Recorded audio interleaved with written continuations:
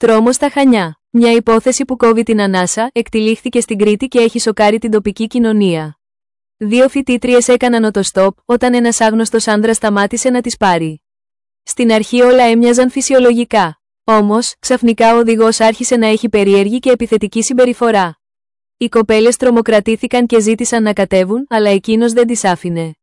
Πήγαινε με ταχύτητα, αγνοώντας τις εκκλήσεις τους. Εκείνες, σε πανικό, κάλεσαν αμέσως την αστυνομία. Λίγα λεπτά μετά, το όχημα εντοπίστηκε από περιπολικό. Όμως, ο οδηγός όχι μόνο δεν σταμάτησε, αλλά εμβόλισε το περιπολικό προσπαθώντας να ξεφύγει. Ακολούθησε καταδίωξη και τελικά συνελήφθη. Οι αρχές εξετάζουν τώρα το παρελθόν του άνδρα, καθώς υπάρχουν ενδείξεις ότι δεν ήταν η πρώτη φορά.